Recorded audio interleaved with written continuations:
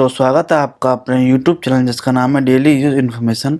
तो आज का जो हमारा टॉपिक है वो आप टाइटल देख के समझ गए होंगे कि अगर आपके पास किसी एडवोकेट का बिल आता है और उस पर जीएसटी नहीं लगा है, केवल उसने बिल बना के दे दिया है सिंपल सा, और उस पर जीएसटी कुछ भी नहीं लगा, उसके पास जीएसटी रजिस्ट्रेशन भी नहीं है, मतलब उसने जीएसटी नंबर लिया भी नहीं है, तो क्या उस पर हम आरसीएम हमें पे करना होगा या नहीं करना होगा, क्या करेंगे? तो मैं आपको बता देता हूँ। जैसे एक ट्रांसपोर्टर का बिल होता है तो उसमें तो ट्रांसपोर्टर के पास जीएसटी नंबर होता है और वो वहाँ कोने में एक ऑप्शन पर टिक कर देता है कि आरसीएम रिवर्स चार्ज। अब इस केस में हम क्या करेंगे?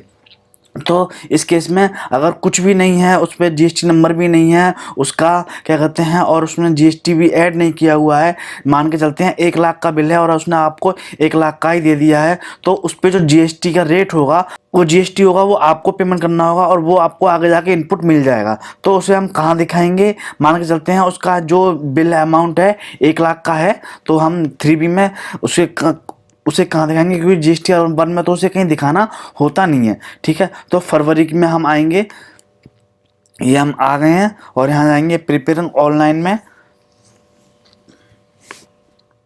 नो, ये देखिए 3.1 में तो हम दिखाएंगे उसे यहाँ पे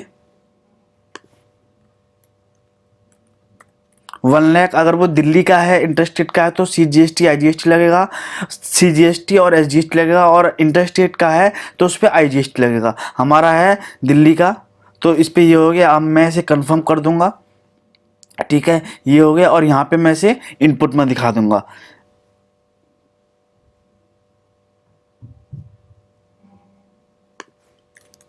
नौ हजार, ठीक है। तो ये मैं जब मैं पेमेंट करूंगा उसके बाद ये मुझे 9,000 मुझे इनपुट में मिल जाएगा। अगर मेरा आउटपुट होगा उस महीने तो वो उससे एडजस्ट हो जाएगा, नहीं तो ये मेरे कैश बैलेंस में जाके शो हो जाएगा। हैं अगर हैं अब बात करते हैं उसको कि है ना, अगर उसका जीएसटी रजिस्ट्रेशन है और वो क्या कहते हैं आउटपुट में दे रहा है, मतलब CGST SGST लगा के दे रहा है और 18%, तो क्या कहते हैं, तो हमें आरसीएम पेमेंट करना है या नहीं करना है? तो उसके बिल पे एक ऑप्शन होता है टिक का कि रिवर्स चार्ज पेबल बाय सामने वाली पार्टी या मैं।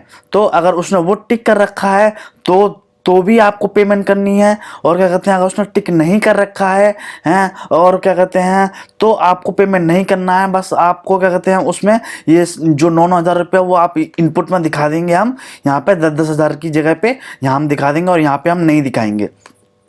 ठीक है, और एक क्वेश्चन और मैं बता देता हूँ कि अगर क्या कहते हैं उसके पास जीएसटी नंबर नहीं है तो भी आपको पेमेंट करनी है, और जीएसटी नंबर है और उसने टिक नहीं किया तो आपको पेमेंट नहीं करनी है, और टिक कर दिया है तो भी आपको पेमेंट करनी है, तो भी वो जीएसटी लगा के नहीं देगा अगर वो टिक कर रहा है तो, अगर उस पर जीएसटी नंबर है तो ये था सारा इस वीडियो का सारांश। तो आशा करता हूँ वीडियो आपको अच्छी लगी होगी, समझ में आई होगी। फिर भी इस कंटेंट के रिलेटेड कोई डाउट है आपका तो कमेंट बॉक्स में कमेंट करके पूछ सकते हो। तो गाइज मेरे पास कुछ क्वेरीज आई है कि है ना, क्या कहते हैं कि आप सर अपना फ़ोन नंबर दे दीजिए। मैं फ़ोन नंबर तो नहीं, अगर आपका कोई डाउट है तो आप मुझे मेल कर सकते हो या कमेंट कर सकते हो। मैं डेफिनेटली हर कमेंट को पढ़ता हूँ और रिप्लाई भी करता हूँ।